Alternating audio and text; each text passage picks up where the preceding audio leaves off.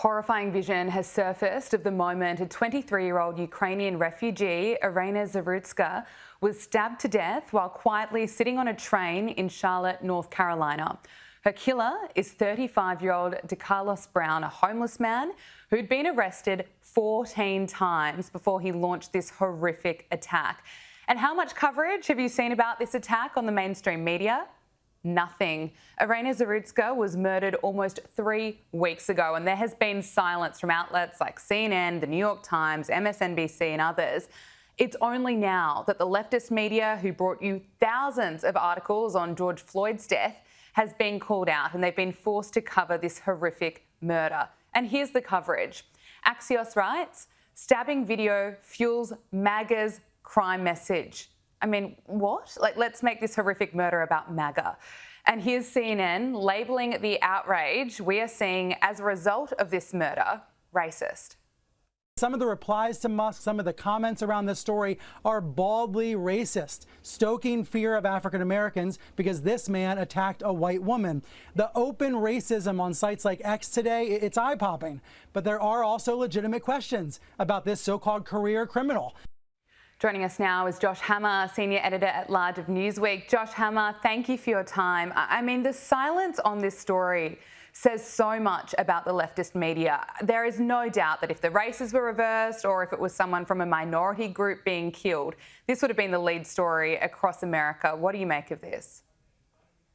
Yeah, Gabriella, it's an absolutely horrific story. I mean, truly, truly horrible stuff. I mean, this apparently happened 2 weeks ago, give or take, and we all just learned about it for the first time. At least I learned about it for the first time on Sunday. I mean, that in and of itself is astonishing. I mean, talk about what seems to me to be a pretty deliberate cover-up. I mean, this is a cold-blooded murder out in public, in broad daylight, on public transit. Very, very curious, to put it mildly, that this somehow did not penetrate into the national news until literally just a couple of days ago. So that is very disturbing, frankly, in and of itself. I think speaks to the ability of the media to basically just nip a story in the bud and just to totally squash it if they are so inclined. I think the more relevant point, though, is, well, I guess there are two more relevant points. One is exactly what you say, which is that if the roles were reversed here, I mean, let's be very clear. There is no doubt whatsoever that if this were a white person who was killing a black man or a black woman, you think that this story would have gone literally a minute? I mean, not even an hour, like a minute, without the national media just completely just making it into, oh, it's, it's Jim Crow all over again there. I'm not trying to downplay it. Obviously, anytime someone's murdered, it's a horrible, horrible story there. Of course. But the point is that there is no chance whatsoever, zero negative chance that this story would have lasted 2 whole weeks if the roles were reversed. That says a lot about the media's priorities. I think the other thing to note here is what Brian Stelter of CNN there in the clip that we just saw was talking about, which is immediately they try to politicize this. Immediately they say that, oh my God, it's MAGA Republicans that are overreacting here. No, how about the fact that crime is actually a really, really unpopular thing, that Americans really want safe neighborhoods, that they want to be able to get on the light rail, the subway, they want to be able to walk to church, walk to the supermarket, and not be afraid of someone, whether it's a legal alien or a legal alien or just a homeless person who's been in and out of jail a dozen times with convictions there. They want to know that they can just walk the streets safely. It's really not too much to ask for. And this is one of so many issues, Gabriella, where Donald Trump, I think, has his finger on the pulse of what the American people want. Unfortunately for the corporate media, they are continuing to tilt at windmills. They are wildly unpopular, and stories like this that only underscore their drastic unpopularity.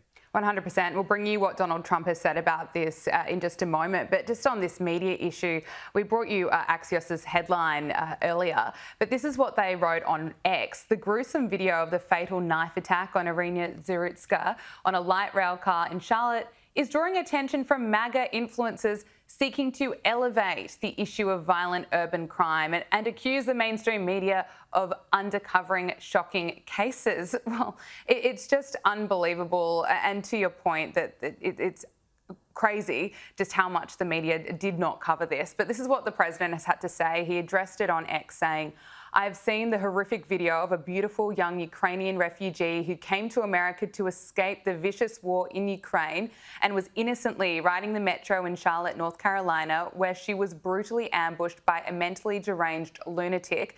The perpetrator was a well-known career criminal who had been previously arrested and released on cashless bail in January, a total of 14 times. What the hell was he doing riding the train and walking the streets? Criminals like this need to be locked up. And Josh, that goes to your point that the president completely understands the concerns of so many people in America. Yeah, look, I mean, 14 separate times this person had a rap sheet, over a dozen actual convictions there.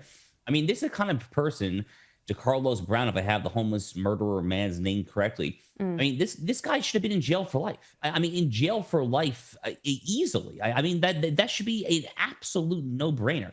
You know, Gabrielle, I'm a lawyer by training, and I remember my first year of law school back in 2013 when I was taking criminal law.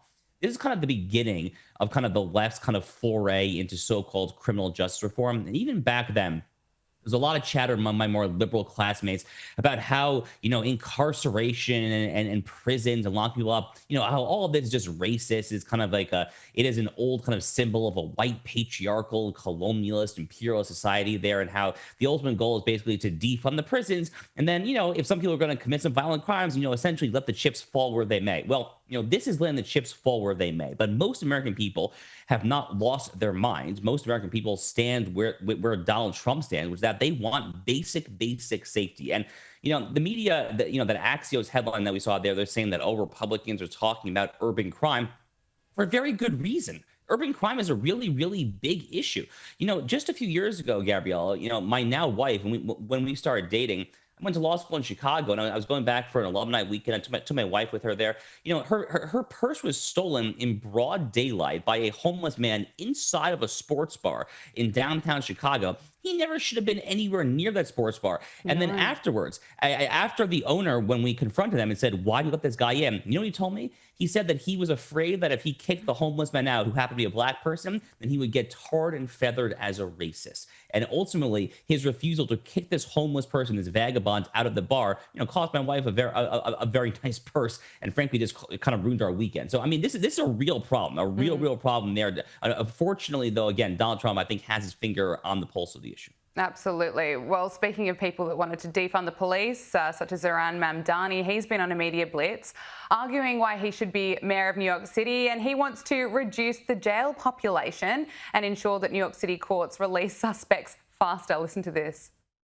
The jail population of Rikers has increased since Eric Adams has come into office by more than 1,000 additional incarcerated New Yorkers. And what is quite staggering to me is that we know that we can reduce that jail population to less than 4,000. I mean, Vital City had an article about a number of different proposals that could reduce it to 3,700. And some of this also just has to look at the average stay on Rikers in the 90s was 50 days. Now it's more than 100. There are more than 1,500 people on Rikers who have been held there for more than a year. So I do think many of the reforms that have to be made are also reforms around the court system. Josh, he says this at the same time that Bernie Sanders joined Mamdani in a town hall in Brooklyn over the weekend, where they're, of course, slamming Donald Trump and promising to promote rent freezes in the final weeks of New York City's mayoral race. Now, Zoran Mamdani, as I say, has been on a media blitz. He also sat down for an interview with CBS, The Point, with Marsha Kramer, where he insists that we shouldn't be judging him on his past comments and his track record, because he's actually a transformed man. Listen to this. Many of my opponents, chiefly Andrew Cuomo, would prefer to debate a mythical version of myself than the person that I actually am. They would prefer to focus on tweets from 2020 as opposed to the platform of 2025. And they prefer to do that because they know that our ideas are actually popular. And what we are putting forward is a response to New Yorkers' needs that goes beyond the failed ideas and policies that they've heard from these old politicians. What you're really saying is that those tweets of 2020, you've evolved from that, you've changed from that, you've changed your views. Yes, that those are out of step with the campaign that we are running, and it's been clear throughout. Out of step with how you feel. Yes. So yes. You've totally changed your mind. Yes. Oh, Josh, I'm lost for words. What do you make of this? I mean, does anyone in the world, Gabriella, believe this guy? I mean, does literally anyone believe that he has changed a single one of his most radical beliefs? I mean, Gabrielle, this is a guy who was accusing Israel of genocide after October 7th, literally before the IDF tanks started rolling into Gaza to go to war against Hamas. You know, while the blood was still drying from the single largest massacre of the Jewish people since World War II. He was accusing Israel of genocide.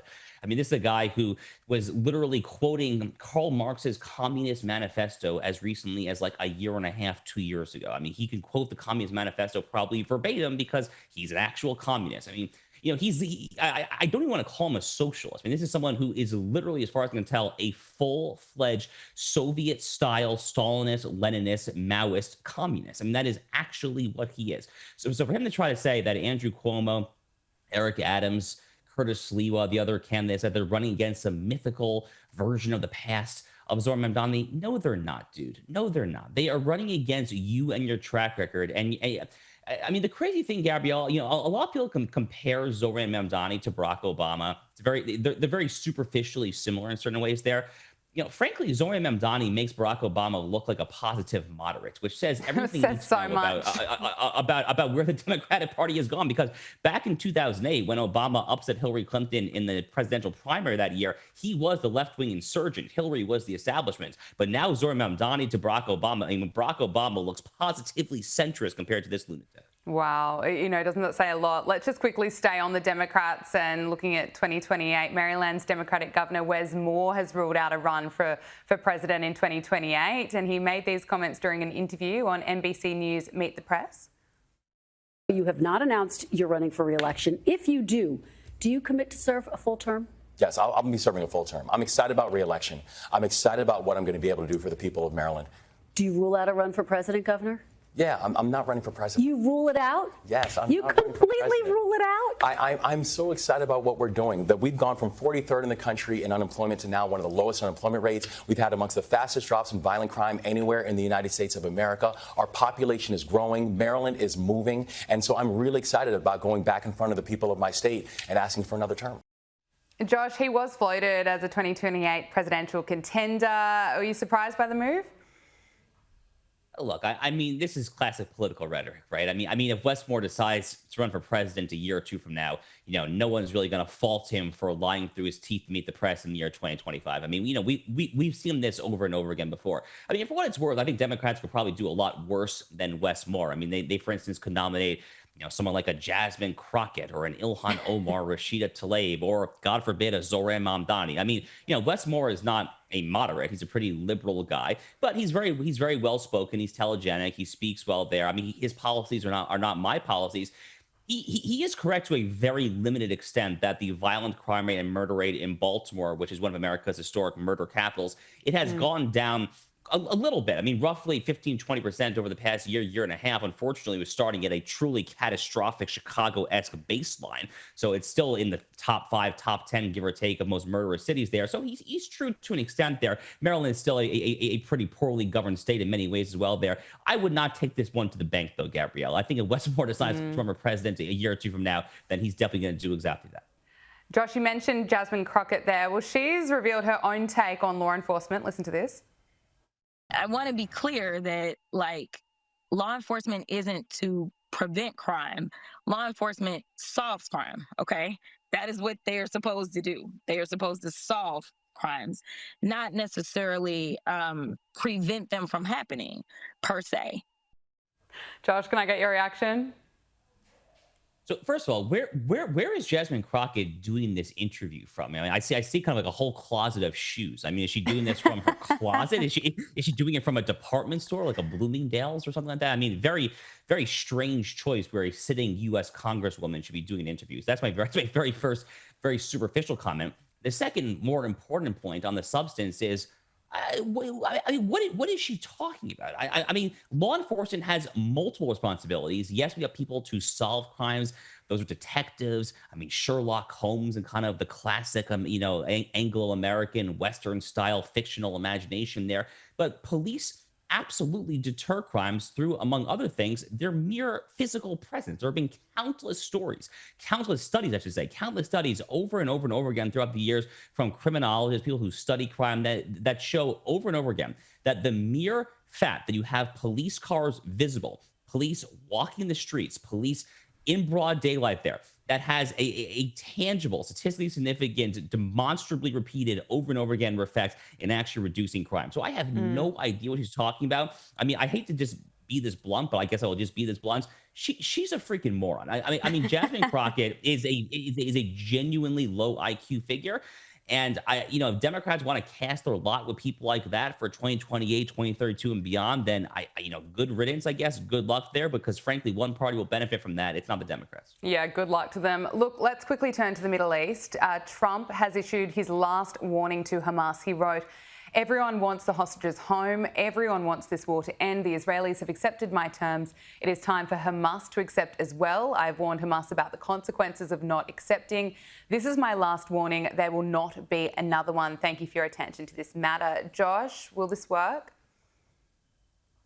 Well, so there have been conflicting reports on this. So Trump is saying that Israel has agreed to this latest Steve Witkoff proposed hostage ceasefire deal, the details of which have not been made public yet. But Israeli media is reporting that Netanyahu has not quite formally accepted it yet. So there's actually some mixed information there. I think more relevant and more to the point, Gabrielle. I mean, how many times have we seen this story play out over the past year and a half, 2 years since October 7th? Hard to believe it's been almost 2 years, frankly, since that most terrible of days.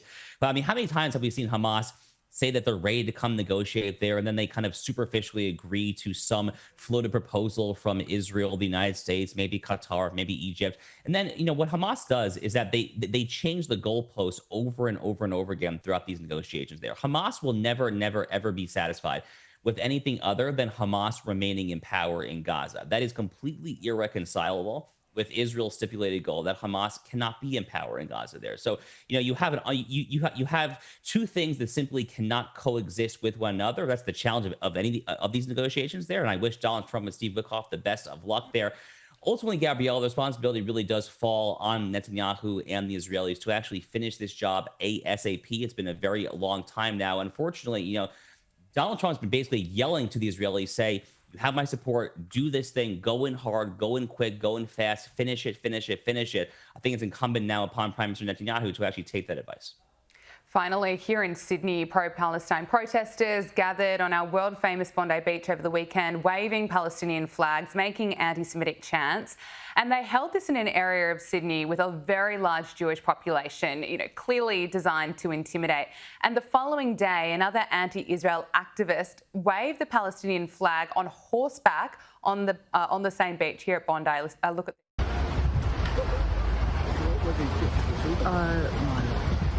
This is not normal. I mean, Josh, it's just insane. And this comes, of course, after the Sydney Harbour Bridge protest, which was absolutely shameful. We've got summer just around the corner. This just cannot continue. I mean, first of all, that's just really weird behavior, right? I mean, getting a horseback on a beach and flying any flag. I mean, let alone the PLO terrorist flag there. But look, I think the number one thing, for Americans, Australians, Europeans, and for everyone to bear in mind here is, tell me what the actual national interest is for Australia, for the United States, for any country in a new Palestinian state. I mean, hold aside the moral consideration. Hold aside that just for a second there. Hold aside that it indeed would be a grossly immoral act to reward the very same people who just perpetrated this absolute butchery, this absolute Nazi-esque pogrom. It would send a completely horrific, morally inverse and perverse message there. Hold that aside for a second there. What is the actual professed national interest for Australia, the U.S., or any country in a brand new terror state in the heart of the Middle East, a brand new Iranian satrapy, a terror overrun enclave there? There is none. There is no national interest that I can point to there. Rather, the Western interest, whether it's the American, Australian, and European interest, the Western interest is served by an emboldened and buttressed Israel that's able to make alliances with the non-Islamist Arab nations like the Abraham Accords, the UAE, Bahrain, Morocco, and so forth there. And then that coalition in turn can patrol and secure the region and deter radical Islamism. That is the Western interest. There is no Western interest served by a new Palestinian state whatsoever. Josh Hammer, Senior Editor at Large at Newsweek, thank you so much for your time. Really appreciate it. You bet. Thank you.